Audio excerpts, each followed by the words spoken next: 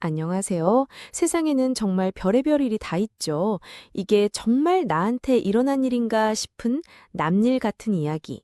오늘의 사연 읽어드릴게요. 안녕하세요. 저는 김순덕이라고 합니다. 올해 67살이에요. 지금 이 이야기를 하는 게 쉽지 않지만 저와 같은 처지에 계신 분들께 조금이라도 도움이 될까 해서 용기를 내어 말씀드려요.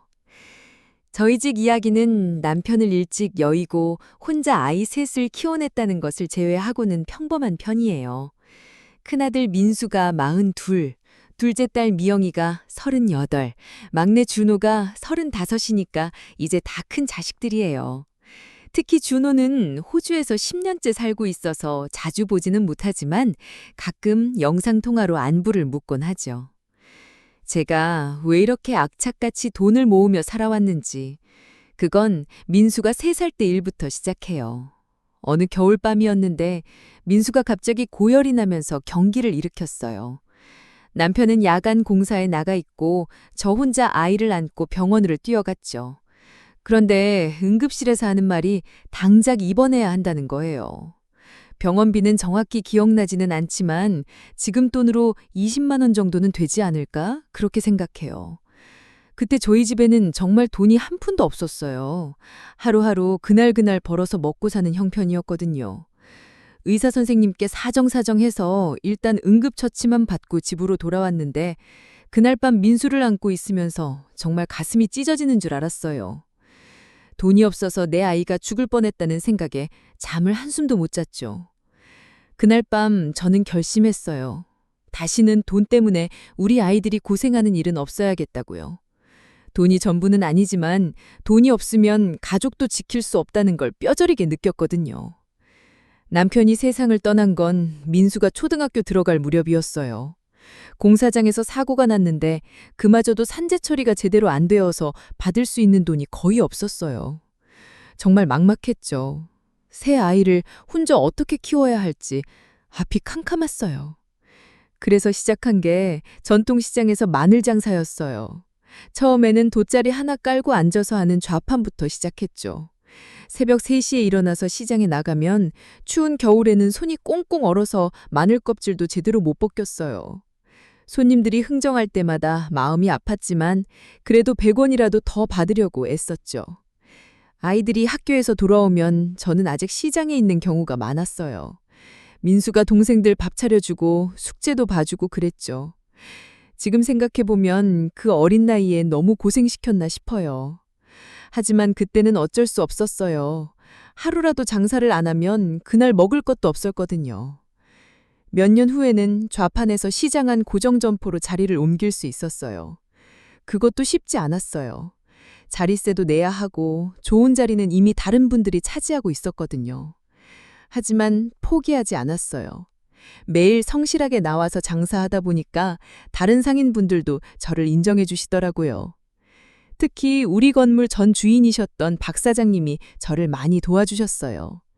처음에는 그냥 마늘 사다 파는 아줌마 정도로 보셨는데 몇 년 동안 꾸준히 장사하는 모습을 보시더니 나중에는 정말 친딸처럼 생각해 주셨죠. 제가 힘들 때마다 조언도 해주시고 마늘 도매상 사장님과 선후배 사이라서 더 싸게 받을 수 있게끔 연결도 해주시곤 하셨고요. 아이들이 중학교, 고등학교 올라갈 때마다 돈 들어갈 일이 한두 가지가 아니었어요. 교복값, 참고서값, 학원비까지. 다른 집 아이들처럼 다 해줄 수는 없었지만 그래도 공부하는 데 필요한 건 어떻게든 마련해 줬어요. 때로는 개모임 돈을 당겨서 쓰기도 하고 친구들한테 돈을 빌리기도 했죠. 그렇게 20년 넘게 악착같이 모은 돈이 꽤 됐어요. 은행에 조금씩 넣어놓은 것도 있고 개모임으로 모은 것도 있고요. 박 사장님께서 몸이 좋지 않으셔서 건물을 팔려고 하신다는 소식을 들었을 때 저는 정말 운명이라고 생각했어요. 박 사장님께서 저에게 먼저 말씀해 주셨어요. 그래도 오랫동안 당신 건물에서 장사했던 사람들인데 주인이 바뀌었다고 갑자기 월세가 오르면 마음이 편치 않을 것 같으시면서요. 제가 살 생각이 있으면 좋은 조건으로 넘겨주시겠다고요. 그때 제가 모아둔 돈을 다 털어서 은행 대출까지 받아서 이 건물을 샀어요. 정말 무모한 일이었지만 지금까지 장사한 경험으로 봤을 때 이 자리는 절대 망하지 않을 거라는 확신이 있었거든요. 건물을 사고 나서는 제가 직접 장사하는 동시에 다른 점포들 임대료고 받을 수 있게 됐어요. 그때부터는 조금씩 여유가 생기기 시작했죠. 아이들 대학 등록금도 어떻게든 마련할 수 있었고 개인연금도 조금씩 넣기 시작했어요. 세 아이 모두 대학을 졸업하고 각자 자리를 잡았을 때 정말 뿌듯했어요. 민수는 건설회사에 취직했고 미영이는 간호사가 되었고 준호는 호주로 유학을 떠났죠. 제가 못 배운 한은 아이들로나마 풀었다고 생각했어요. 민수가 결혼할 때도 기뻤어요. 며느리 영희는 공무원이라서 안정적인 직업을 가진 착한 여자라고 생각했는데 처음에는 정말 착하고 예의 바른 며느리 같았어요. 명절 때마다 정성스럽게 준비해주기도 하고요. 다만 한 가지 아쉬웠다면 결혼하고 10년 동안 아이가 없다는 거예요. 저는 뭐라고 하지 않았지만 영희가 그 때문에 스트레스를 많이 받는 것 같아요. 가끔 병원에 다니는 것 같기도 하고요. 그런데 3년 전에 정말 기적 같은 일이 일어났어요. 영희가 임신을 한 거예요. 40 가까운 나이에 첫 아이를 가지게 된 거죠. 저는 정말 기뻤어요. 드디어 손주를 볼 수 있다는 생각에 매일 절에 가서 기도했어요. 준우가 태어났을 때 처음 안아본 순간은 지금도 잊을 수 없어요. 정말 작고 소중한 생명이었죠. 이 아이만큼은 내 자식들처럼 고생하지 않고 클 거라고 생각하니 걱정 없이 마냥 행복할 수 있었죠. 영희도 아이가 생기고 나서는 더 밝아졌어요. 다니던 직장을 그만두고 전업주부가 되어서 준우만 바라보고 살았죠. 저도 손주가 예뻐서 가끔 돈도 주고 필요한 건 사다 주고 했어요. 사실 마음 한편으로는 작은 고민거리가 있었어요. 손주가 생겼으니까 이제 재산 정리도 해야겠다는 생각이 들었거든요. 제가 이렇게 모은 돈이 결국은 아이들한테 갈 건데 손주까지 생겼으니 조금씩 미리 나눠주는 것도 좋겠다 싶었죠. 하지만 제가 성급하게 결정할 일은 아니라고 생각했어요. 아직 제가 건강하고 당뇨만 조금 조심하면 되는 상황이니까 천천히 생각해보자고 했죠. 영희도 전업주부가 되면서 경제적으로 조금 힘들어졌을 텐데 그래도 참고 기다려주겠거니 했어요. 그 당시 저는 당뇨 때문에 건강관리에 신경을 써야 해서 시장 일을 완전히 그만둔 상태였어요. 20년 넘게 매일 나갔던 시장을 안 나가려니까 처음에는 정말 어색했어요. 집에만 있으니까 할 일도 없고 답답하기도 하고요. 다행히 건물 임대료가 매달 800만 원씩 들어오고 개인연금도 95만 원씩 나와서 생활하는 데는 전혀 문제가 없었어요. 오히려 예전보다 여유로운 생활을 하고 있었죠. 가끔 동네 경로당에도 나가고 오랜만에 친구들도 만나고요. 민수네 집도 자주 놀러 갔어요. 준우가 이제 3살인데 정말 예뻤거든요. 할머니가 오면 좋아하면서 안기고 같이 놀자고 하고요. 이 나이에 손주 보는 재미가 이런 거구나 싶었어요. 영희도 여전히 착한 며느리였어요. 제가 갈 때마다 맛있는 거 해주고 준우 키우느라 힘들었는데 시어머니 챙기는 걸 잊지 않았어요. 가끔 몸이 안 좋다고 하면 병원에 가자고 하기도 하고 건강검진도 꼬박꼬박 받으라고 챙겨주곤 했어요. 사실 저는 그때 그 평범한 일상이 너무 소중했어요. 젊었을 때는 워낙 바쁘게 살아서 이런 여유를 부릴 생각도 못했거든요. 그때야 진짜 노후라는 걸 느끼고 있었어요. 건강만 유지하면서 아이들, 손주들 보는 재미로 살면 되겠구나 싶었죠. 그런데 얼마 전부터 뭔가 이상한 일들이 생기기 시작했었어요. 처음에는 별거 아닌 일이라고 생각했어요. 민수가 평소보다 자주 안부를 묻고 영희도 유독 제 건강을 걱정하더라고요. 혹시 몸이 어디 아픈 데는 없냐, 요즘 깜빡깜빡하는 일은 없냐, 이런 식으로 물어보는 거예요. 저는 당뇨 외에는 별다른 문제가 없다고 했죠. 혈당만 잘 관리하면 되는 정도라고요.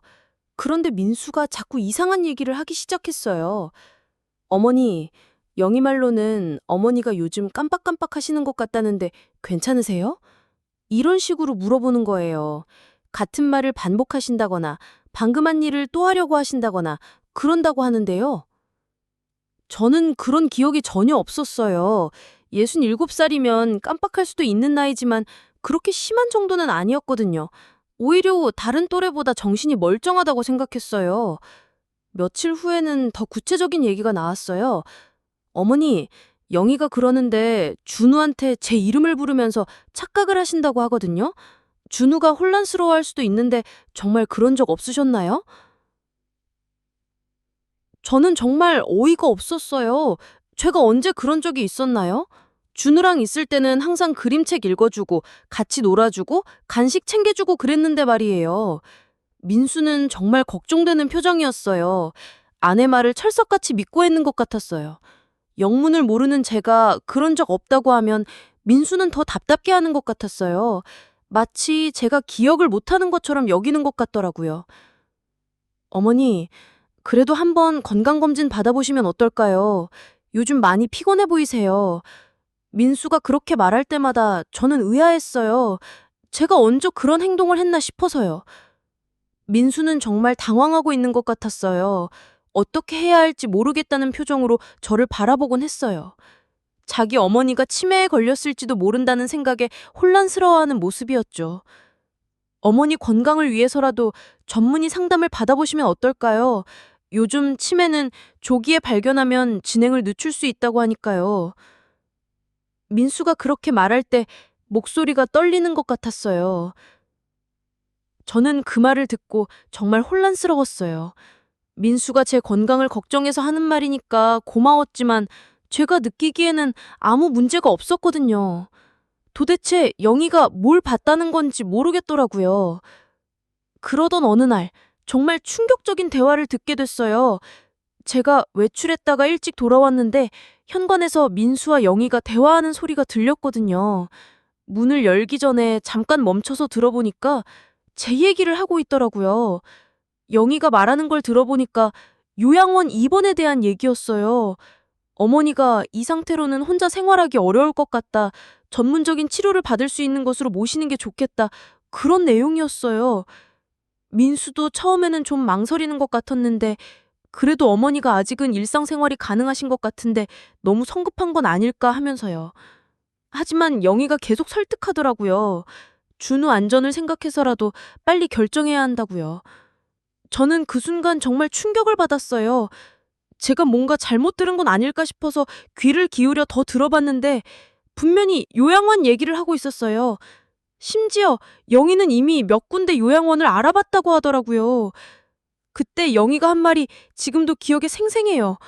어머니 건물 문제도 있으니까 미리 정리하는 게 좋겠다고 하더라고요. 요양원 비용도 만만치 않을 텐데 건물을 처분해서 그 돈으로 치료비를 쓰면 될 거라고요.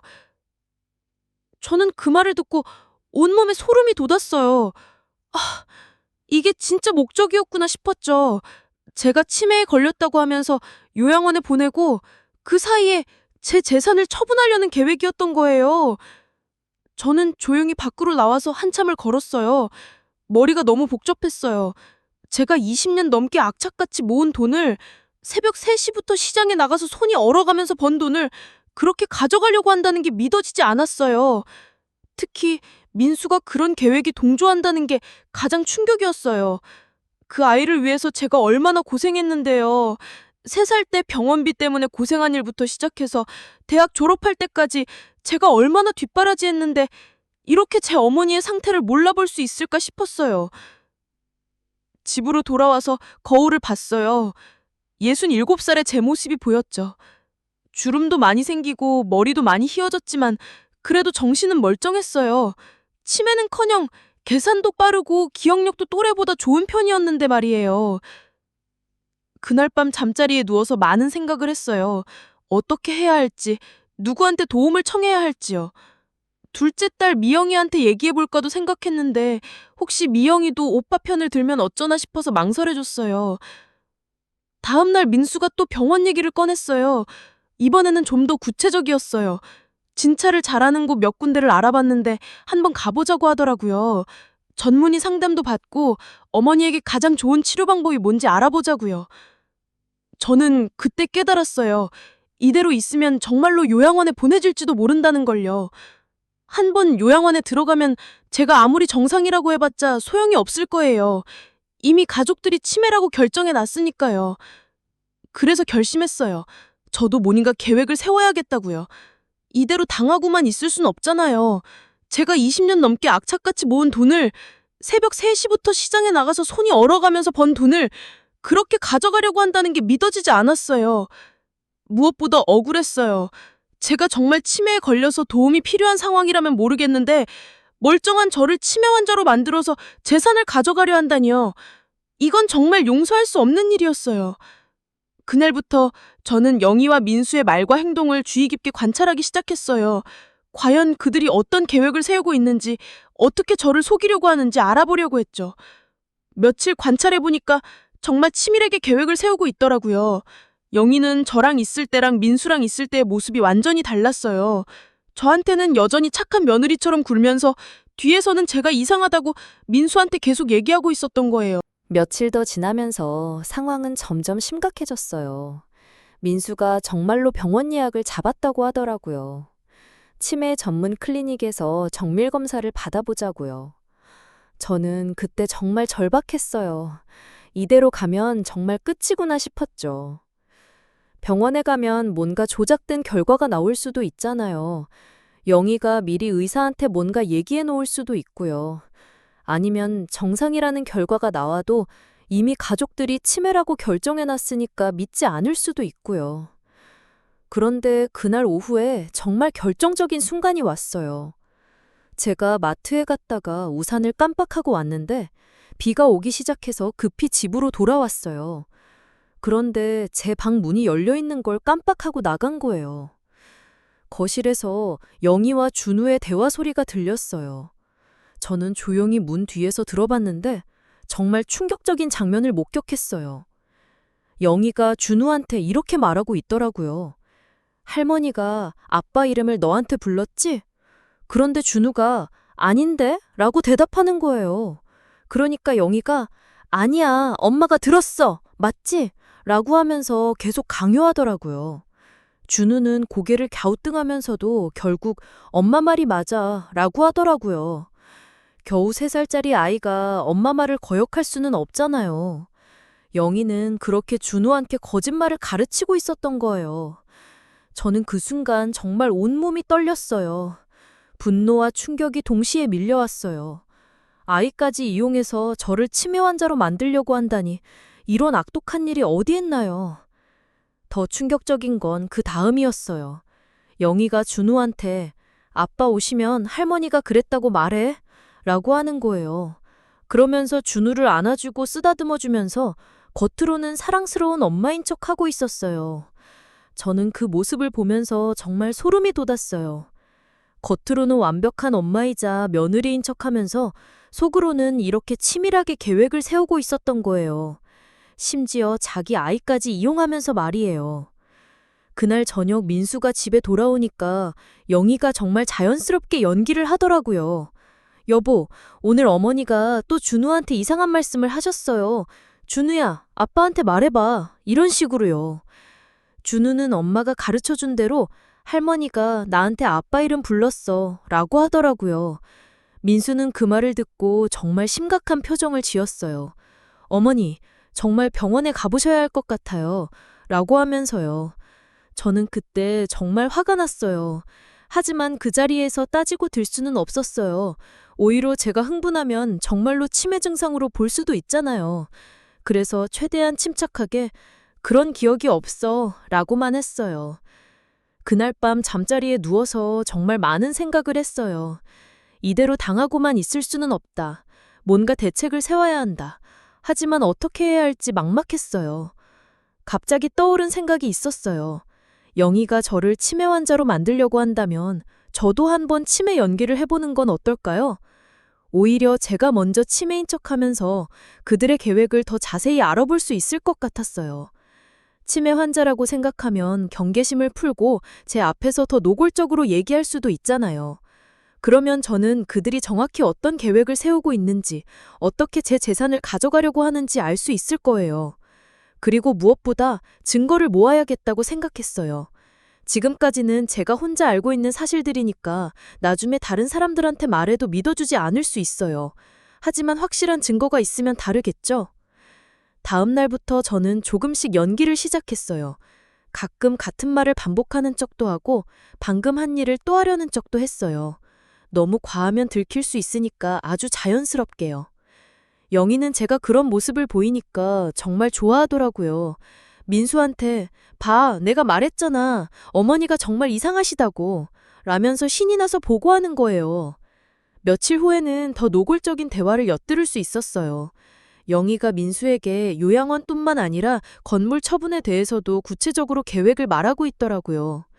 영희가 말하기를 어머니가 요양원에 들어가시면 건물을 팔아서 요양원 비용으로 쓰고 나머지 돈은 준우 교육비와 민수 사업자금으로 쓰자고요.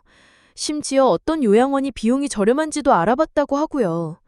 민수는 그 말을 듣고 가만히 있다가 조금 더 신중히 생각해보자. 아직 회사에서 나가라는 것도 아니잖아. 어머니 상태를 좀 더 지켜봐도 될 것 같은데? 라고 하더라고요. 그러니까 영희가 여보, 그러다가 더 늦으면 어쩌려고요. 지금도 준우 때문에 걱정인데 나중에 정말 큰일 나면 그때 후회해도 소용없어요.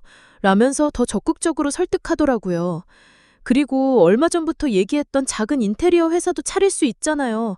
만약 어머니가 치매로 요양원에 가시게 되시면 남는 돈으로 작은 인테리어 회사라도 생각해 보자고요. 민수는 한참 고민하다가 결국 그래, 그것도 맞는 말이야. 어머니를 위해서라도 빨리 결정하는 게 좋겠어. 라고 하더라고요. 저는 그 순간 정말 눈물이 났어요. 제가 그 아이를 위해 얼마나 고생했는데 이렇게 배신할 수 있나 싶어서요. 그런데 한편으론 다행이라는 생각도 들었어요. 제가 치매 연기를 하니까 그들이 경계심을 풀고 진짜 속마음을 드러내기 시작한 거예요. 이제 저는 그들의 계획을 정확히 알 수 있게 됐어요. 며칠도 지나서는 영희가 정말 노골적으로 나오기 시작했어요. 저한테 대놓고 어머니, 혼자 계시기 힘드시죠? 좋은 요양원에 가시면 전문적인 케어도 받으시고 같은 또래 분들과도 어울리실 수 있어요. 라고 하더라고요. 저는 그때 그래도 집이 좋은데? 라고 했어요. 그러니까 어머니, 집 관리, 건물 관리 복잡하고 힘드시잖아요. 저희가 대신 관리해 드릴게요. 어머니가 요양원에 계시면 그런 일들도 신경 안 쓰셔도 되니까 마음 편히 지내기 좋으실 거예요. 라고 하더라고요. 정말 교묘하게 말하는 거예요. 저는 그때 확신했어요. 이들의 진짜 목적은 제 재산이라는 걸요. 제 건강을 걱정하는 척하지만 실제로 요양원에 보내서 재산을 가져가려는 거였어요. 그날 밤에 미영이한테 전화를 해보려고 했는데 혹시 미영이도 오빠 편을 들면 어쩌나 싶어서 망설여졌어요. 형제끼리는 결국 한 편일 수도 있잖아요. 하지만 다른 방법이 없었어요. 누군가에겐 도움을 청해야 했거든요. 그래서 용기를 내서 미영이한테 전화를 걸었어요. 미영아, 엄마 좀 이상한 얘기를 하나 해도 될까? 이렇게 시작해서 지금까지 있었던 일들을 얘기했어요. 오빠와 새언니가 저를 치매 환자로 만들어서 요양원에 보내려고 한다고, 제 재산을 가져가려는 것 같다고요. 미용이는 처음엔 믿지 않더라고요. 엄마, 오빠가 그럴 리 없어요. 어머니를 걱정해서 하는 말이겠죠. 라고 하면서요. 하지만 제가 구체적으로 들은 대화들을 얘기하니까 점점 심각하게 받아들이기 시작했어요. 정말요? 오빠가 그런 말을 했다고요? 미영이 목소리가 점점 화가 나는 것 같았어요. 하지만 엄마, 제가 간호사니까 정확히 판단해보고 싶어요. 며칠 동안 엄마와 함께 지내면서 직접 확인해볼게요. 그래, 미영아. 와서 며칠 지내봐. 내가 정말 이상한지 네가 직접 봐줘. 저는 미영이가 와주면 정말 든든할 것 같았어요. 다음 날부터 미영이가 제 집에서 사흘 동안 함께 지냈어요. 병원에 휴가를 신청하고 아침부터 저녁까지 제 모든 행동을 관찰했죠. 제가 약 먹는 시간, 식사 준비하는 모습, 건물 관리하는 일까지, 심지어 TV 보면서 하는 얘기까지 다 지켜봤어요. 사흘째 되는 날 아침 미영이가 확신에 찬 목소리로 말했어요. 엄마, 어머니는 전혀 문제 없으세요. 치매는커녕 또래보다 훨씬 정정하세요. 기억력도 좋고 판단력도 명확해요. 혈당 관리도 완벽하게 하시고 당뇨약도 정확한 시간에 챙겨 드시고 건물 세입자들 관리하는 것도 정말 체계적이에요. 어제도 3층 김 씨가 보일러 고장났다고 하니까 바로 업체 청화톤을 찾아서 전화하시고 수리비 정산까지 딱딱 처리하시더라고요. 미영이가 계속 말했어요. 그리고 엄마가 계산하시는 걸 봤는데 건물 월세 수입이 얼마고 관리비가 얼마 나가고 세금은 언제 내야 하는지 다 정확하게 기억하고 계세요. 심지어 각 세입자별 연락처까지 외우고 계시잖아요.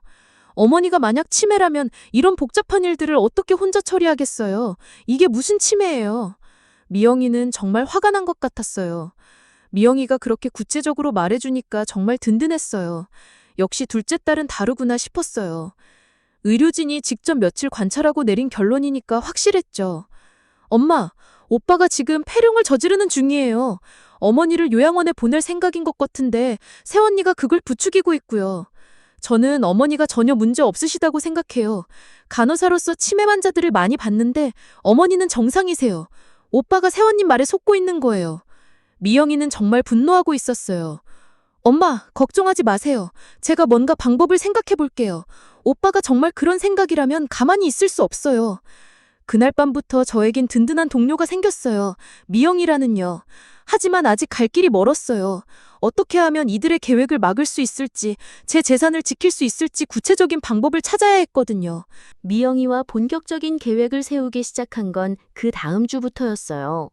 미영이가 병원 일이 있어서 주말에만 시간을 낼 수 있다고 하더라고요. 엄마, 일단 오빠와 새언니가 어머니가 없을 때 어떤 대화를 하는지 들어봐야 해요. 그리고 가능하면 녹음도 해야 하고요. 미영이는 정말 체계적으로 생각하더라고요. 그리고 새언니가 준우한테 어떤 식으로 거짓말을 가르치고 있는지도 확인해야 해요. 그게 가장 결정적인 증거가 될 것 같아요. 저는 미영이 말에 동의했어요. 하지만 어떻게 그런 증거들을 모을 수 있을지가 문제였어요. 제가 직접 녹음기를 들고 다닐 수도 없고 카메라를 설치할 수도 없잖아요. 그때 미영이가 생각해낸 방법이 있었어요. 엄마, 제가 어머니 방에 작은 녹음기를 설치해보면 어떨까요? 오빠네가 집에 없을 때 가서 설치하는 거예요. 그리고 CCTV도 하나 달면 좋겠어요. 요즘 어르신들 안전을 위해서 CCTV 다는 경우가 많잖아요. 자연스럽게 설치할 수 있을 것 같아요. 저는 그 아이디어가 정말 좋다고 생각했어요. 하지만 혹시 들킬까봐 걱정도 됐죠. 미영아, 괜찮을까? 혹시 오빠나 영희가 알아차리면 어떻게 해? 걱정 마세요, 엄마. 제가 간호사니까 어르신 케어용품에 대해서는 잘 알아요. 자연스럽게 설치할 수 있어요. 다음 주에 민수와 영희가 준우 데리고 나들이 간다고 했을 때 미영이가 왔어요.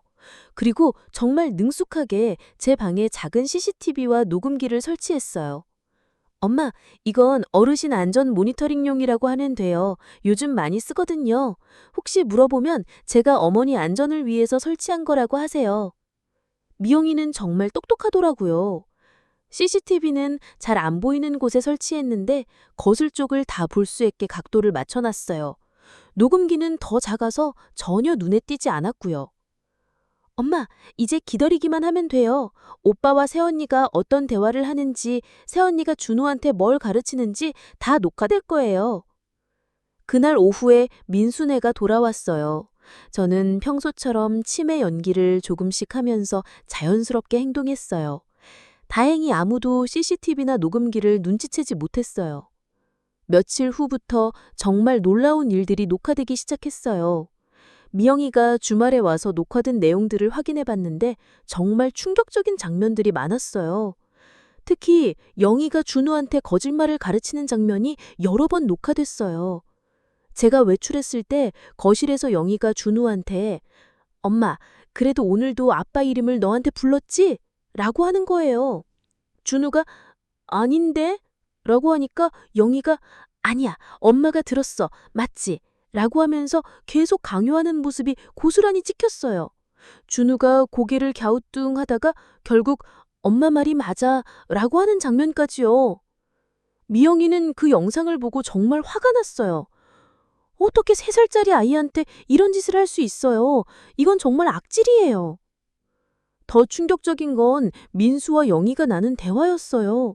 제가 없을 때 그들이 요양원과 재산 처분에 대해서 구체적으로 계획을 세우는 모습이 다 녹음됐어요. 영희가 어머니 상태가 이 정도면 이제 요양원에 모셔야 할 것 같아요. 더 늦으면 안 될 것 같아요. 그러니까 민수가 그래, 그런 것 같아 라고 대답하더라고요. 건물 처분은 어떻게 할까요?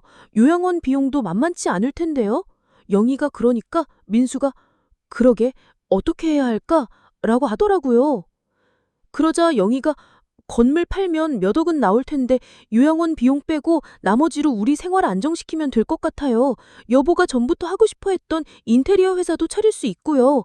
이런 대화까지 다 녹음됐어요. 저는 그 녹음을 들으면서 정말 기가 막혔어요. 제가 살아있는데 벌써 제 재산을 어떻게 나눴을지까지 계획해놨다니요. 그것도 제가 번 돈으로 인테리어 회사를 차리겠다니 정말 어이가 없었어요. 미영이도 마찬가지였어요. 엄마, 이건 정말 심각해요. 오빠가 완전히 새언니 말에 넘어간 거예요. 어떻게 자기 어머니한테 이럴 수 있어요? 특히 새언니는 정말 악질이에요. 처음부터 계획적으로 어머니를 치매 환자로 만들려고 했던 거예요. 이런 사람과는 절대 타협할 수 없어요. 그때 미영이가 좋은 제안을 했어요. 엄마, 이제 법적으로 대응해야 할 것 같아요. 변호사 선임해서 정식으로 고발하는 거예요. 저는 그 말에 조금 망설여졌어요. 아무리 그래도 제 아들인데 법정까지 가야 하나 싶었거든요. 하지만 미영이 말이 맞았어요. 이 정도면 정말 심각한 범죄 행위였으니까요. 미영아, 그런데 준호는 어떻게 하지? 걔는 호주에 있어서 이런 상황을 잘 모를 텐데. 준호한테도 알려야죠. 이런 중요한 일을 모르고 있으면 안 돼요. 제가 연락해 볼게요. 다음 날 미영이가 호주에 있는 준호한테 전화했어요. 시차 때문에 새벽에 통화해야 했는데 준호도 정말 놀라더라고요. 뭐? 형이 엄마를 요양원에 보내려고 한다고? 그게 무슨 소리야? 준호는 처음엔 믿지 않는 것 같았어요. 하지만 미영이가 녹음 파일을 보내주고 구체적인 상황을 설명하니까 점점 심각하게 받아들이기 시작했어요. 어머니는 치매 증상이 전혀 없다고? 그럼 형이 왜 그런 얘기를? 준호 목소리가 점점 당황하는 것 같았어요. 그럼 일단 한국에 들어갈게. 형한테 직접 확인해야겠어. 준호가 급히 한국에 들어오겠다고 했어요. 사흘 후에 준호가 한국에 들어왔어요. 10년 만에 보는 막내 아들이었는데 많이 어른스러워져 있더라고요. 호주에서 안정적인 생활을 하고 있다고 해서 안심이 됐어요. 준호는 도착하자마자 민수를 만나러 갔어요. 형, 엄마 일 때문에 왔어. 무슨 일인지 설명 좀 해봐. 민수는 준호가 작작이 오니까 당황하는 것 같았어요. 준호야, 엄마 상태가 많이 안 좋아지셔서 걱정이야. 혼자 계시기엔 위험할 것 같아. 어떻게 위험한데? 구체적으로 어떤 증상이 있는 거야? 준호가 자세히 물어보니까 민수가 지금까지 영희한테 들은 얘기들을 반복했어요. 준호는 신중하게 들으면서 형, 내가 보기에는 엄마가 전혀 문제 없어 보이는데? 하지만 형이 그렇게 말하니까 정말 그런 건가? 좀 더 자세히 봐야겠어. 라고 하더라고요. 준호야, 너는 오랫동안 안 봐서 모르는 거야. 자주 와서 보면 정말 심각해. 민수는 그렇게 설득하려고 했지만 준호는 여전히 반신반의하는 것 같았어요. 형, 일단 내가 며칠 더 지켜본 다음에 판단해 볼게. 너무 급하게 결정할 일은 아닌 것 같아. 준호는 중립적인 자세를 유지하려고 했어요. 그런데 이틀 후에 준호의 생각이 완전히 바뀌었어요. 미영이가 준호한테 녹음 파일들을 들려줬거든요. 이게 정말이야? 형이 정말 이런 말을 했다고? 준호는 정말 충격을 받은 것 같았어요. 엄나 재산으로 인테리어 회사를 차리겠다고? 그리고 형수가 준호한테 거짓말을 가르치고 있었다고? 이건 정말 심각한 문제야. 누나 말이 맞는 것 같아. 형이 형수한테 속고 있는 거야. 아니면 정말로 엄마 재산을 노리고 있는 거야. 준호도 이제 민수를 의심하기 시작했어요. 저는 그 모습을 보면서 좀 안타까웠어요. 형제들이 이렇게 갈라져서 싸우는 모습을 보고 싶지 않았거든요. 하지만 어쩔 수 없었어요. 진실은 밝혀져야 했으니까요. 그때쯤 동네에서도 소문이 나기 시작했어요. 김순덕 씨가 치매에 걸렸다는 소문이요. 아마 영희가 이웃들한테 미리 얘기를 해둔 것 같아요. 시장에서 오랫동안 알고 지낸 분들이 걱정스러운 표정으로 안부를 묻더라고요. 순덕아, 몸이 안 좋다던데 괜찮아? 이런 식으로 말이에요. 저는 그럴 때마다 아직은 괜찮아요. 건강관리만 잘하면 돼요. 라고 대답했어요. 너무 자세한 얘기는 할 수 없었거든요. 그런데 시장 상인회장님이 저한테 조언을 해주시더라고요. 순덕아, 요즘 자식들이 부모 재산 노리는 경우가 많다던데 너도 조심해야 해. 미리 변호사랑 상의해보는 게 좋을 것 같아. 상인회장님도 이런 경험이 있으신 것 같더라고요. 지인이 예전에 비슷한 일 겪었는데 미리 대비 안 하면 정말 큰일 날 수 있어. 특히 치매라고 하면서 법적 능력 제한시키려는 경우가 있거든. 그 말을 들으니까 정말 무서워졌어요. 저도 대책을 세워야겠다는 생각이 들었어요. 미영이와 본격적인 계획을 세우기 시작한 건 그 다음 주부터였어요. 미영이가 병원 일이 있어서 주말에만 시간을 낼 수 있다고 하더라고요. 엄마, 일단 오빠와 새언니가 어머니가 없을 때 어떤 대화를 하는지 들어봐야 해요. 그리고 가능하면 녹음도 해야 하고요. 미영이는 정말 체계적으로 생각하더라고요. 그리고 새언니가 준우한테 어떤 식으로 거짓말을 가르치고 있는지도 확인해야 해요. 그게 가장 결정적인 증거가 될 것 같아요. 저는 미영이 말에 동의했어요. 하지만 어떻게 그런 증거들을 모을 수 있을지가 문제였어요. 제가 직접 녹음기를 들고 다닐 수도 없고 카메라를 설치할 수도 없잖아요. 그때 미영이가 생각해낸 방법이 있었어요. 엄마, 제가 어머니 거실에 작은 녹음기를 설치해보면 어떨까요? 요즘 오빠네가 자주 드나드니까 어머니가 외출하신 사이에 무슨 대화를 하는지 들을 수 있을 거예요. 그리고 CCTV도 하나 달면 좋겠어요. 요즘 어르신들 안전을 위해서 CCTV 다는 경우가 많잖아요? 자연스럽게 설치할 수 있을 것 같아요. 저는 그 아이디어가 정말 좋다고 생각했어요. 하지만 혹시 들킬까봐 걱정도 됐죠. 미영아, 괜찮을까? 혹시 오빠나 영희가 알아차리면 어떡해? 걱정 마세요, 엄마. 제가 간호사니까 어르신 케어 용품에 대해서는 잘 알아요. 자연스럽게 설치할 수 있어요. 다음 주에 제가 병원에 가는 날 미영이가 와서 거실에 작은 CCTV와 녹음기를 설치했어요. 엄마, 이건 어르신 안전 모니터링용이라고 하면 돼요. 요즘 많이 쓰거든요. 혹시 물어보면 제가 어머니 안전을 위해서 설치한 거라고 하세요. 미영이는 정말 똑똑하더라고요. CCTV는 잘 안 보이는 곳에 설치했는데 거실 쪽을 다 볼 수 있게 각도를 맞춰놨어요. 녹음기는 더 작아서 전혀 눈에 띄지 않았고요. 엄마, 이제 기다리기만 하면 돼요. 오빠와 새언니가 어머니 없을 때 어떤 대화를 하는지, 새언니가 준우한테 뭘 가르치는지 다 녹화될 거예요. 며칠 후부터 정말 놀라운 일들이 녹화되기 시작했어요. 제가 시장에 나간 사이나 외출했을 때 민수네가 제 집에 와서 하는 대화들이 고스란히 녹화됐어요. 미영이가 주말에 와서 녹화된 내용들을 확인해봤는데 정말 충격적인 장면들이 많았어요. 특히 영희가 준우한테 거짓말을 가르치는 장면이 여러 번 녹화됐어요. 제가 외출했을 때 거실에서 영희가 준우한테 할머니가 오늘도 아빠 이름을 너한테 불렀지? 라고 하는 거예요. 아닌데? 라고 하니까 영희가 아니야. 엄마가 들었어. 맞지? 라고 하면서 계속 강요하는 모습이 고스란히 찍혔어요. 준우가 고개를 갸우뚱하다가 결국 엄마 말이 맞아 라고 하는 장면까지요. 미영이는 그 영상을 보고 정말 화가 났어요. 어떻게 3살짜리 아이한테 이런 짓을 할 수 있어요? 이건 정말 악질이에요. 더 충격적인 건 민수와 영희가 나눈 대화였어요. 제가 없을 때 그들이 요양원과 재산 처분에 대해서 구체적으로 계획을 세우는 모습이 다 녹음됐어요. 영희가 어머니 상태가 이 정도면 이제 요양원에 모셔야 할 것 같아요. 더 늦으면 안 될 것 같아요. 그러니까 민수가 그래, 그런 것 같아 라고 대답하더라고요. 건물 처분은 어떻게 할까요? 요양원 비용도 만만치 않을 텐데요.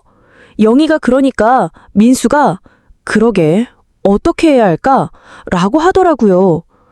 그러자 영희가 건물 팔면 몇 억은 나올 텐데 요양원 비용 빼고 나머지로 우리 생활 안정시키면 될 것 같아요. 여보가 전부터 하고 싶어 했던 인테리어 회사도 차릴 수 있고요. 이런 대화까지 다 녹음됐어요. 저는 그 녹음을 들으면서 정말 기가 막혔어요. 제가 살아있는데 벌써 제 재산을 어떻게 나눴을지까지 계획해놨다니요? 그것도 제가 번 돈으로 인테리어 회사를 차리겠다는 게 정말 어이가 없었어요. 미영이도 마찬가지였어요. 엄마, 이건 정말 심각해요. 오빠가 완전히 새언니 말에 넘어간 거예요. 어떻게 자기 어머니한테 이럴 수 있어요? 특히 새언니는 정말 악질이에요. 처음부터 계획적으로 어머니를 치매 환자로 만들려고 했던 거예요. 이런 사람과는 절대 타협할 수 없어요. 그때 미영이가 좋은 제안을 했어요. 엄마, 이제 법적으로 대응해야 할 것 같아요. 변호사 선임해서 정식으로 고소하는 거예요. 저는 그 말에 조금 망설여졌어요. 아무리 그래도 준우의 부모들인데 법정까지 가야 하나 싶었거든요. 하지만 미영이 말이 맞았어요. 이 정도면 정말 심각한 범죄 행위였으니까요. 미영아, 그런데 준호는 어떻게 하지? 걔는 호주에 있어서 이런 상황을 잘 모를 텐데. 준우한테도 알려야죠. 이런 중요한 일을 모르고 있으면 안 돼요. 제가 연락해 볼게요. 다음 날 미영이가 호주에 있는 준우한테 전화를 했어요. 시차 때문에 새벽에 통화해야 했는데 준호도 정말 놀라더라고요. 뭐? 형이 엄마를 요양원에 보내려고 한다고? 그게 무슨 소리야? 준호는 처음에는 믿지 않는 것 같았어요. 하지만 미영이가 녹음 파일을 보내주고 구체적인 상황을 설명하니까 점점 심각하게 받아들이기 시작했어요. 어머니는 치매 증상이 전혀 없다고? 그럼 형이 왜 그런 얘기를? 준호 목소리가 점점 당황스러워하는 것 같아요. 그럼 일단 한국에 들어갈게. 형한테 직접 확인해야겠어. 준호가 급히 한국에 들어오겠다고 했어요. 사흘 후에 준호가 한국에 도착했어요. 10년 만에 보는 막내 아들이었는데 많이 어른스러워져 있더라고요. 호주에서 안정적인 생활을 하고 있다고 해서 안심이 됐어요. 준호는 도착하자마자 민수를 만나러 갔어요. 형, 엄마 일 때문에 왔어. 무슨 일인지 설명 좀 해봐.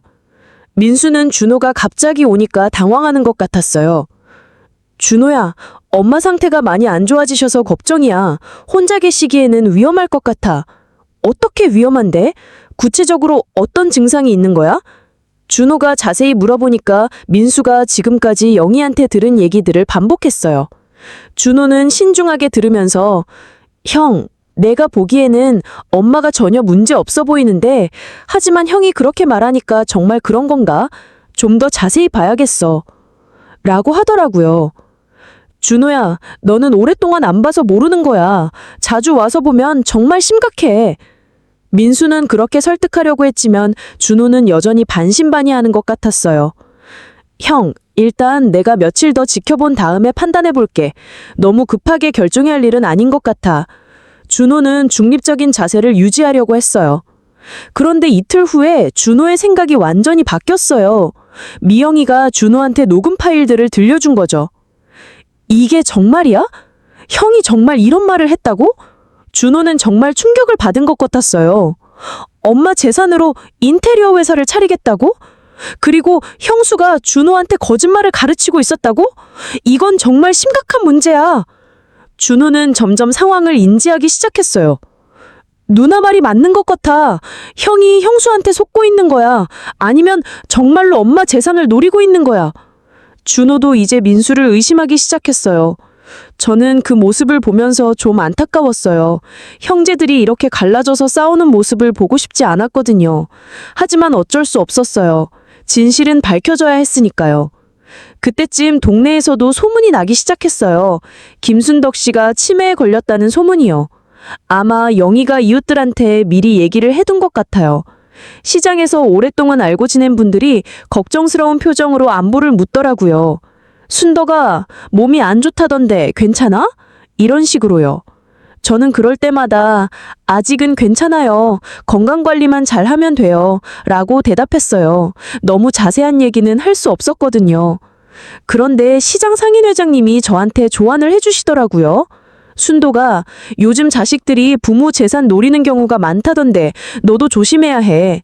미리 변호사랑 상의해보는 게 좋을 것 같아. 상인 회장님도 이런 경험이 있으신 것 같더라고요. 지인이 예전에 비슷한 일 겪었는데 미리 대비 안 하면 정말 큰일 날 수 있어. 특히 치매라고 하면서 법정 능력 제한시키려는 경우가 있거든. 그 말을 들으니까 정말 무서워졌어요. 저도 대책을 세워야겠다는 생각이 들었어요. 그렇게 몇 주가 지나면서 저희는 정말 결정적인 증거를 확보하게 됐어요. 그날은 제가 병원에 정기검진을 받으러 가는 날이었어요.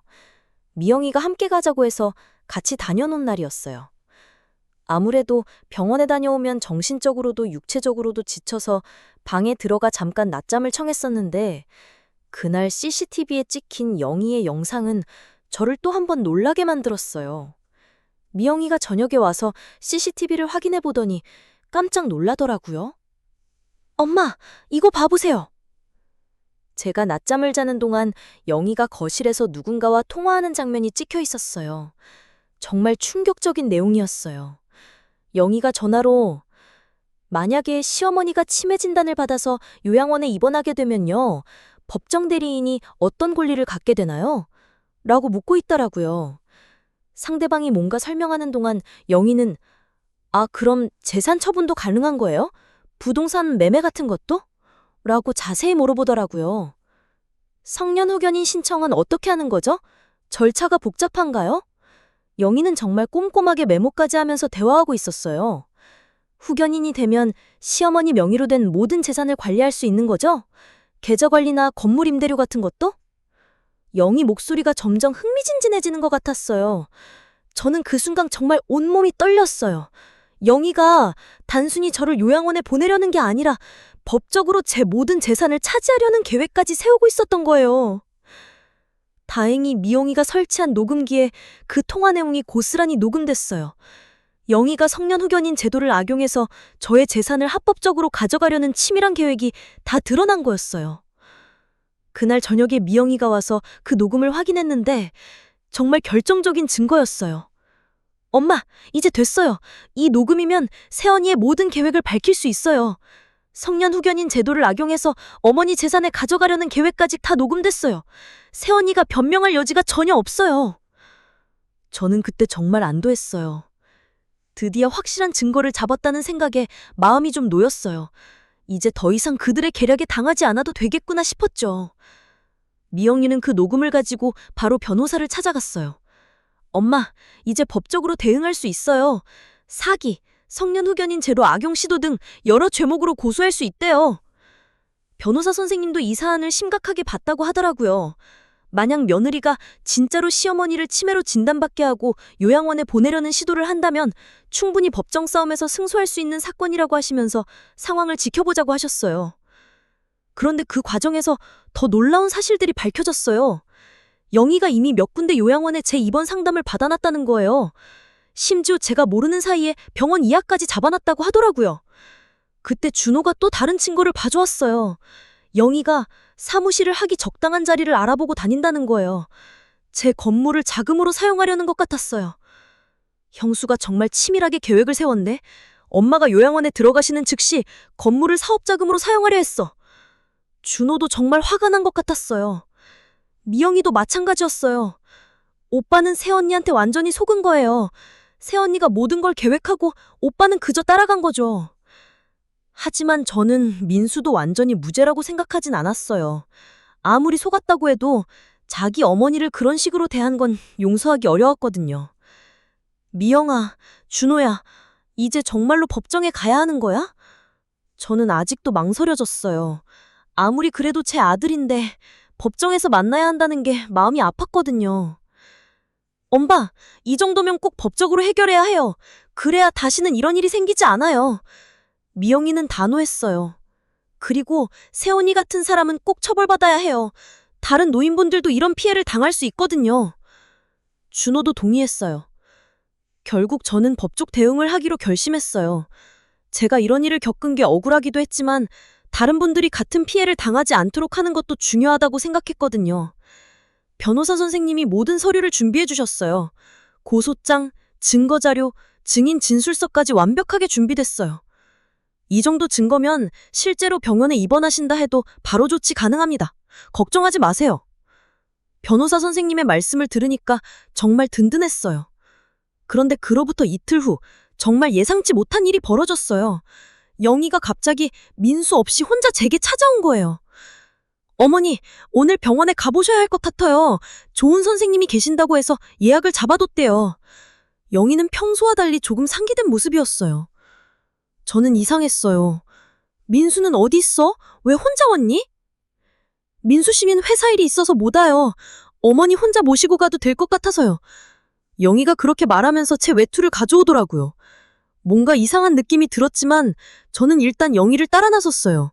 그런데 바로 그때 제 휴대폰이 울렸어요. 미영이었어요. 저는 화장실에 간다고 핑계를 대고 영희 몰래 전화를 받았어요. 엄마, 지금 어디세요? 미영이 목소리가 급했어요. 영희가 나를 병원에 데려간다고 해서 나왔어. 근데 뭔가 이상해. 저는 작은 소리로 말했어요. 엄마, 혹시 새언니가 오늘 계획을 실행하려 하는 거 아닐까요? 일단 걱정하지 말고 따라가세요. 엄마 휴대폰이랑 제 폰이랑 위치 추적 되게 해놨어요. 미영이가 말했어요. 그 순간 저는 위험한 상황이라는 걸 깨달았어요. 하지만 이미 알고 있던 터라 의연하게 대처할 수 있었어요. 저는 미영아, 나중에 연락할게 라고 하고 전화를 끊었어요. 영희가 의심할까 봐서요. 저는 어쩔 수 없이 영희를 따라 나섰어요. 영희는 어머니, 좋은 선생님이 계신 병원이에요. 걱정 안 하셔도 돼요. 라고 하면서 저를 차에 태웠어요. 병원에 도착해서 진료를 받는데 의사가 이상한 질문들을 많이 하더라고요. 오늘이 며칠인지 아세요? 대통령이 누구인지 아세요? 이런 식으로요. 영희가 의사한테 미리 뭔가 얘기를 해둔 것 같았어요.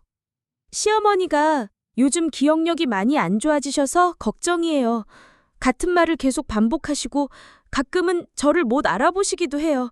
라고 거짓말을 하더라고요. 의사는 영희 말을 듣고 저를 보는 눈빛이 달라졌어요. 마치 정말 치매 환자를 보는 것처럼요. 검사 결과를 보니 경미한 치매 증상이 보이시네요. 혼자 계시기에는 위험할 것 같습니다. 의사가 그렇게 진단을 내렸어요. 저는 깜짝 놀랐어요. 선생님, 저는 멀쩡해요. 치매가 아니에요. 제가 항의했지만 의사는 이런 증상이 전형적인 치매 초기 증상입니다. 라고 했어요. 영희는 의사 진단서를 받아들고 정말 기뻐하는 것 같았어요. 어머니, 이제 집에 가요. 라고 하면서 저를 안심시켰어요. 하지만 차에 타자마자 영희가 전혀 다른 방향으로 운전하기 시작했어요. 영희야, 집이 이쪽이 아니잖아. 라고 했더니 잠깐 들를 곳이 있어요. 라고 하더라고요. 30분쯤 가니까 큰 건물 앞에 도착했어요. 간판을 보니 요양원이라고 써 있더라고요. 그 순간 저는 정말 소름이 돋았어요. 영희야, 여기가 어디야? 왜 요양원에 왔어? 제가 물어보니까 영희가 본색을 드러내기 시작했어요. 어머니, 이제 여기서 지내셔야 해요. 혼자 계시기 어려우시잖아요. 영희 목소리가 차갑게 변했어요. 민수는 어디 있니? 이 상황을 알고 있어? 집에 갈 거야. 저는 절대 차에서 내리지 않겠다고 했어요. 어머니, 민수 씨는 며칠 있어야 올 수 있어요. 제가 데리고 올 테니 오늘은 일단 들어가세요. 영희가 그렇게 말했어요. 하지만 잠시 뒤 하얀 가운을 입은 건장한 남자들이 여러 명이 차 앞으로 다가왔을 때 저는 미영이를 믿고 순순히 따르기로 결정했어요. 남자들의 인도를 따라 위층으로 향하는 계단을 오르려던 그때 사이렌 소리가 울리는 게 들렸어요. 정말로 경찰차와 미영이가 준호가 탄 차가 요양원 앞에 도착했어요.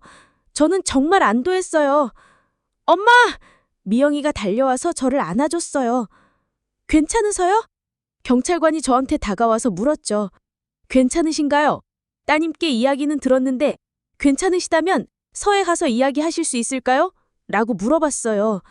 영희는 당황하면서 오해예요. 시어머니 치매 진단 받으셔서 요양원에 모시려고 했던 거예요. 라고 변명했어요. 경찰관은 직계 가족 동의 없이 요양원 입소는 불가능합니다. 그리고 치매 진단도 정확한 검사가 필요하죠. 라고 했어요. 결국 저는 경찰서에서 간단한 조사를 마친 후 미영이와 준호와 함께 집으로 돌아왔어요. 영희는 따로 혼자 집에 갔고요. 이틀 후 민수가 돌아왔어요. 출장을 다녀왔다고 하더라고요. 미영이가 모든 상황을 설명했을 때 민수는 정말 충격을 받은 것 같았어요. 뭐? 영희가 엄마를 요양원에 데려갔다고? 나 몰래? 말도 없이? 민수는 믿기지 않는다는 표정이었어요. 그날 저녁 저희는 민수를 불러서 진지한 대화를 했어요. 미영이, 준호, 그리고 저까지 셋이서 민수를 만났죠. 민수야, 네가 없는 동안 무슨 일이 있었는지 얘기해 줄게. 저는 최대한 차분하게 말했어요. 미영이가 그동안 모은 모든 증거들을 보여줬어요. 영희가 성년 후견인 제도에 대해 상담받는 녹음, 민수와 영희가 제 재산 처분 계획을 세우는 대화, 그리고 영희가 준우한테 거짓말을 가르치는 영상까지요. 민수는 그 증거들을 보고 정말 얼굴이 하얘졌어요. 이게 정말이야? 영희가 이런 짓을 했다고? 형, 이제 알겠어? 형수가 처음부터 엄마 재산을 노리고 있었던 거야. 형이 출장 간 사이에 엄마를 요양원에 보내려고 했다고. 준호가 차분히 설명했어요. 민수는 한참 동안 말을 못하더니 갑자기 울기 시작했어요. 엄마, 죄송해요. 정말 죄송해요. 제가 속았어요. 영희가 이런 사람인 줄 몰랐어요. 저는 그 모습을 보면서 마음이 복잡했어요. 한편으로는 아들이 뉘우치니까 안 됐고, 다른 한편으로는 그동안 받은 상처가 쉽게 아물지 않았어요. 민수야, 엄마가 가장 속상한 건 네가 영희 말을 믿었다는 게 아니야. 네가 엄마를 의심했다는 거야. 엄마가 언제 너희들한테 해로운 짓을 했니? 너희들 키우려고 얼마나 고생했는데 그런 엄마를 치매 환자로 만들어서 요양원에 보내려고 했다니. 민수는 계속 울면서 사과했어요. 엄마, 정말 죄송해요. 저도 모르게 영희 말에 넘어갔어요. 회사에서 힘들어서 판단력이 흐려졌나 봐요. 하지만 그건 변명이 안 되죠. 제가 잘못했어요. 어머니를 의심한 제가 정말 잘못했어요. 미영이도 오빠를 보면서 안타까워했어요. 오빠, 이제라도 깨달았으니까 다행이에요. 하지만 새언니와는 정리해야 해요. 이런 사람과 계속 같이 살 수는 없어요. 민수도 그 말에 동의했어요. 네, 이제 영희와는 끝이에요. 이혼할 거예요. 이런 짓을 한 사람과는 더 이상 같이 살 수 없어요. 하지만 문제는 준우였어요. 그런데 준우는 어떻게 하지? 아이는 죄가 없는데. 준호가 격정하더라고요. 저는 한참을 고민했어요. 준우의 미래를 생각하니 마음이 복잡했어요. 이 아이가 엄마 없이 힘들게 자라는 걸 원하지 않았거든요. 아이는 엄마 아빠 손에서 커야 한다고 생각했어요. 준우는 엄마가 필요해. 저는 그렇게 말했어요. 아무리 영희가 미워도 준우에게는 엄마니까. 하지만 저는 잠시 멈췄다가 단호하게 말했어요. 민수야, 너와 영희에게는 10원짜리 한 장도 물려주지 않을 거다. 준우를 위해서 내가 한 번 더 참겠지만 너희들한테는 절대 내 재산을 넘겨주지 않을 거야. 민수는 그 말을 듣고 더욱 충격을 받은 것 같았어요. 엄마, 준우를 위해서 영희와 다시 만날 수도 있어. 하지만 그것과 재산 상속은 별개야. 너희들이 한 짓은 절대 용서할 수 없어. 그때 갑자기 영희가 집에 들어왔어요. 준우를 데리고 마트에 갔다가 돌아온 거였죠. 영희는 우리가 모여서 심각하게 얘기하고 있는 모습을 보고 뭔가 이상하다는 걸 느낀 것 같아요. 무슨 일이에요? 왜 다들 이렇게 심각해요? 영희가 물어봤어요. 민수가 영희를 보더니 정말 화가 난 표정으로 말했어요. 영희, 네가 한 짓 다 들통났어. 어머니를 치매 환자로 만들려고 한 것, 준우한테 거짓말 가르친 것 다 알고 있어. 영희는 처음에는 뭔 소린지 모르겠다는 표정이었어요. 민수 씨, 무슨 말이에요? 저는 어머니 건강을 걱정해서. 그때 미영이가 영상을 보여줬어요. 영희가 성년 후견인 제도에 대해 상담받는 장면이요. 영희는 그 영상을 보고 얼굴이 새해졌어요. 이건 영희가 변명하려고 했지만 더 이상 변명할 거리가 없었어요. 너무 명확한 증거였거든요. 영희야, 이제 그만해. 더 이상 변명하지 마. 제가 차분하게 말했어요. 네가 처음부터 계획적으로 한 일이라는 걸 다 알고 있어. 영희는 그때서야 본색을 드러내기 시작했어요. 뭐가 잘못됐어요? 어머니 혼자 계시기 힘드니까 도와드리려고 한 거잖아요. 그리고 우리도 생활이 어려운데 어머니 재산 일부라도 미리 받는 게 뭐가 잘못돼요? 정말 뻔뻔했습니다. 준우가 그 말을 듣고 정말 화가 났어요. 미리 받는다고? 엄마를 속여서 빼앗으려고 한 거잖아. 그것도 3살짜리 아이까지 이용해서. 특히 준우한테 거짓말 가르친 건 정말 용서할 수 없어. 어떻게 자기 아이한테 그런 짓을 할 수 있니? 영희는 그래도 끝까지 뻔뻔했어요. 준우는 제 아이예요.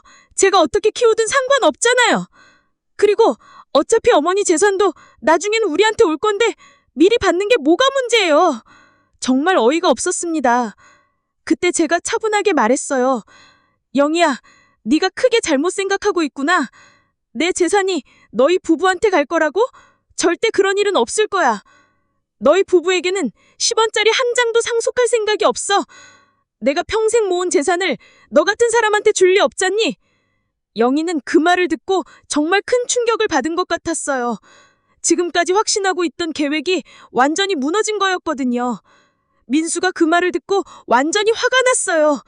영희, 아직까지도 재산 타령이구나. 영희는 민수가 그렇게 화내니까 당황하는 것 같았어요. 민수 씨, 왜 이래요? 우리 가족을 위해서 한 일인데. 가족을 위해서? 너 혼자 계획 세운 거잖아. 민수가 정말 분노했어요. 나도 똑같아. 너한테 속아서 어머니께 평생 갚지 못할 죄를 지었어. 아니, 너한테 속고 싶었는지도 모르겠네. 내가 미친놈이었어? 그때 준우가 엄마와 아빠가 싸우는 걸 보고 울기 시작했어요. 저는 준우가 불쌍해서 안아줬어요. 준우야, 괜찮아. 할머니가 있어. 제가 준우를 달래는 동안 미영이와 준우가 영희와 계속 대화했어요. 새언니, 이제 정말 끝이에요. 우리 변호사 선임해서 고소할 거예요.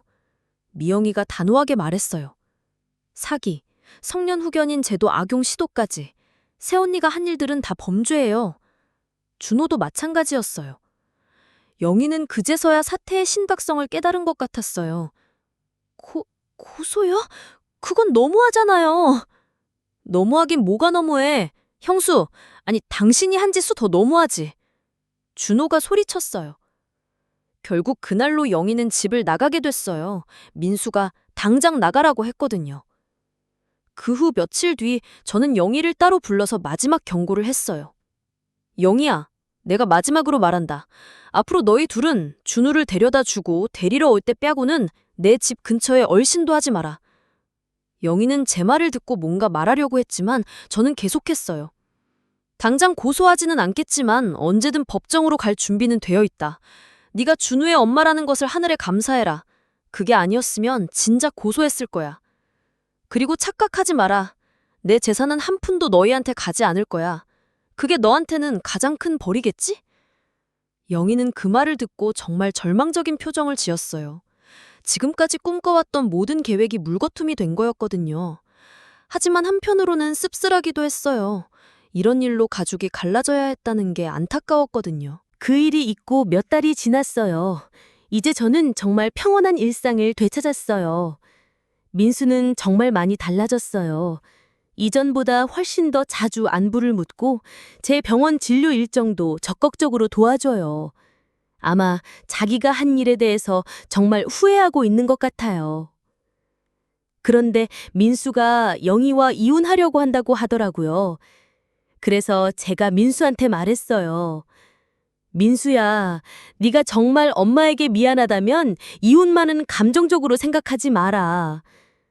어릴 적 너희가 아빠 없이 자란 게 얼마나 힘들었는지 엄마가 너무 잘 알아. 준우도 나 때문에 엄마 없이 크는 상황을 만들고 싶지 않다. 잘 생각하고 결정해라. 준우한테는 엄마가 필요해. 저도 생각을 많이 했어요. 제 아이들이 아빠 없이 컸기 때문에 그 힘든 마음을 너무 잘 알거든요. 준우가 저 때문에 엄마 없이 자라는 상황을 상상하니 마음이 아팠어요. 그래서 결국 영희에게도 한 번 더 기회를 주기로 했어요. 욕심을 버리고 진심으로 뉘우친다면 준우의 엄마로서는 지켜볼 수 있다고 생각했거든요. 엄마, 정말 죄송해요. 제가 어떻게 그런 생각을 했는지 모르겠어요. 민수는 아직도 만날 때마다 사과해요. 저는 그런 민수를 보면서 복잡한 심정이에요. 한편으로는 아들이 뉘우치니까 다행이지만 다른 한편으로는 쉽게 용서하기 어려운 마음도 있어요. 하지만 가장 중요한 결정을 내렸어요. 모든 일이 정리된 후에 변호사를 불러서 유언장을 새로 작성했어요. 민수, 영희 그리고 준호에게는 한 푼도 물려주지 않겠다고 명시했어요. 제 모든 재산은 미영이와 준호에게만 상속하기로 했죠. 준우는 엄마 손에서 키우게 할 거지만 민수 가족에게는 재산을 물려주지 않겠다는 내용도 포함했어요. 이건 단순한 보복이 아니에요. 다시는 이런 일이 생기지 않도록 하기 위한 결정이에요. 변호사 선생님이 정말 확실하시냐고 물어보셨는데 저는 단호하게 네 라고 답했어요. 마음속으로 생각했어요. 너희 때문에 내가 얼마나 고생했는지 아느냐? 손주는 엄마 손에서 키우게 하겠지만 내 재산은 절대 넘겨주지 않는다. 이렇게 결심하고 첫 번째 유언장에 서명했어요. 미영이와 준호도 그 자리에 있었는데 제 결정을 지지해줬어요. 엄마, 당연한 결정이에요. 오빠가 한 일은 용서할 수 없어요. 그리고 새언니 같은 사람 때문에 엄마가 고생하셨는데 그 사람들한테 재산을 물려줄 이유가 없죠. 준우도 동의했어요. 하지만 저는 준우만큼은 생각이 달랐어요. 그래서 며칠 후 미영이와 준호 몰래 변호사 선생님을 다시 만났어요. 선생님, 두 번째 유언장을 하나 더 만들고 싶어요. 제가 말했어요. 준우가 20살이 넘을 때까지는 준우의 상속분을 선생님이 관리해 주세요. 그 아이가 성인이 되어서 제대로 판단할 수 있을 때 물려주고 싶어요. 변호사 선생님이 놀라시더라고요. 그럼 첫 번째 유언장은? 그건 민수와 영희가 일말의 기대도 할 수 없도록 하기 위한 거예요. 두 번째 유언장은 비밀로 해주세요. 저는 준우만큼은 다르게 생각했거든요. 그 아이는 죄가 없으니까요. 그 후로 제 생활은 많이 달라졌어요. 일단 건강이 좋아졌어요. 스트레스가 없어지니까 당뇨 수치도 안정됐고 밤에도 잘 잘 수 있게 됐어요. 그리고 새로운 일도 시작했어요. 동사무소에서 어르신 일자리 프로그램이 있다고 해서 신청했거든요. 하루에 1~2시간 초등학생들 등하교 안전지도 일이에요. 월급은 많지 않아요. 한 달에 20만 원 정도예요. 하지만 제게는 정말 의미 있는 일이에요. 아이들이 안전하게 학교에 다닐 수 있도록 도와주는 거니까요. 매일 아침 7시 반에 나가서 녹색 깃발을 들고 아이들을 도와줘요. 천천히 건너, 차 조심해, 이런 말을 하면서요. 아이들도 저를 좋아해요. 안전지킴이 할머니라고 부르면서 인사도 잘해줘요. 어떤 아이는 손수 만든 편지를 주기도 해요. 처음엔 가족들이 이제 그만 쉬세요 라고 했어요. 특히 미영이가 엄마, 이제 충분히 고생하셨으니까 푹 쉬세요 라고 하더라고요. 하지만 저는 일 안 하면 죽어 라고 했어요. 평생 일하면서 살아온 사람이 갑자기 아무것도 안 하고 있으면 답답하거든요. 물론 예전처럼 새벽 3시에 나가서 하루 종일 일하는 건 아니에요.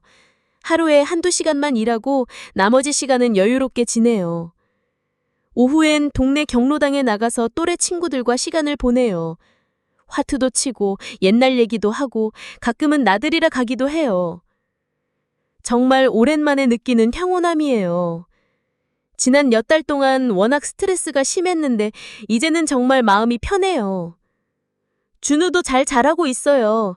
이제 4살이 됐는데 말도 제법 하고 혼자서 할 수 있는 일들이 많아졌어요. 가끔 민수가 준우를 데리고 저를 보러 와요.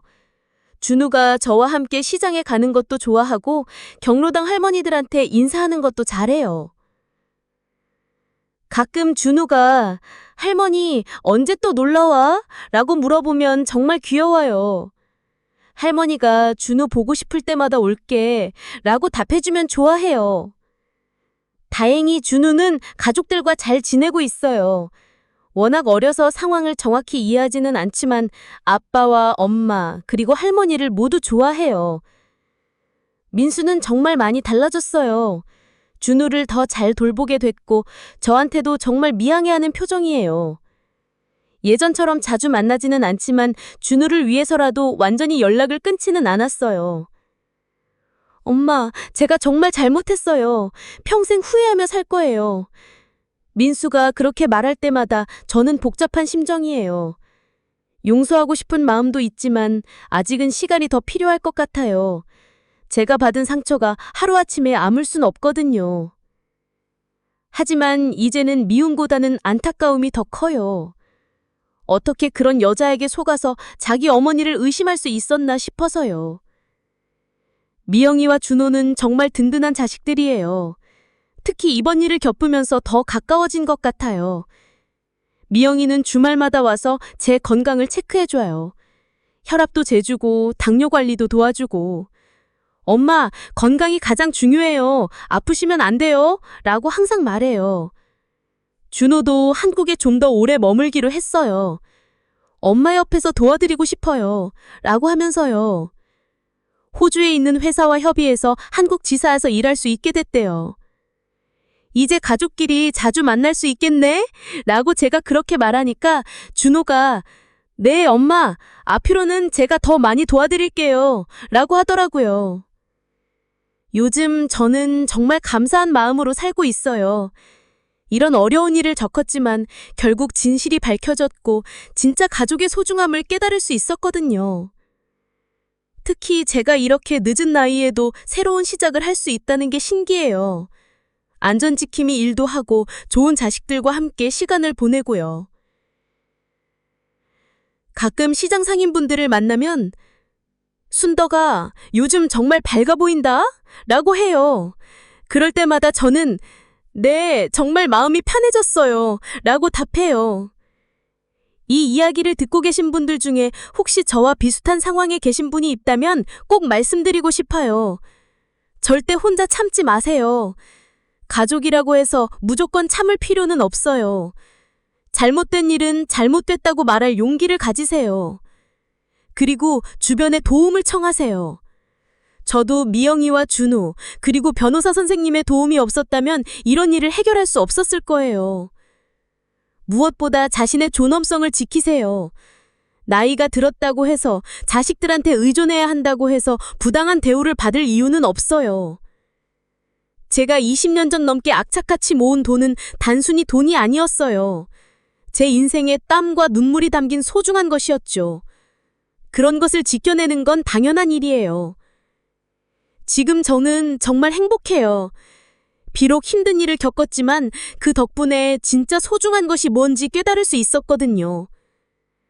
가족의 진정한 의미, 자신의 존엄성을 지키는 것의 중요성, 그리고 새로운 시작이 언제든 가능하다는 것까지요. 준호가 건강하게 잘 자라고 있는 모습을 지켜보는 게 지금 제 기풍 중에 하나예요. 그리고 안전지킴이 일도 계속하면서 사회에 조금이라도 도움이 되고 싶어요. 매일 아침 일어나서 오늘도 좋은 하루가 될 거야 라고 생각해요.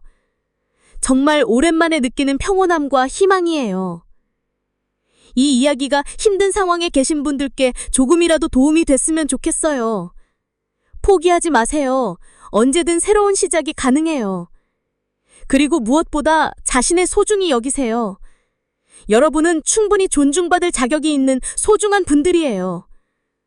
감사합니다. 이렇게 오늘의 사연이 마무리됐습니다. 끝까지 시청해주셔서 감사합니다. 다음 사연이 궁금하시다면 구독과 좋아요 꾹 눌러주세요.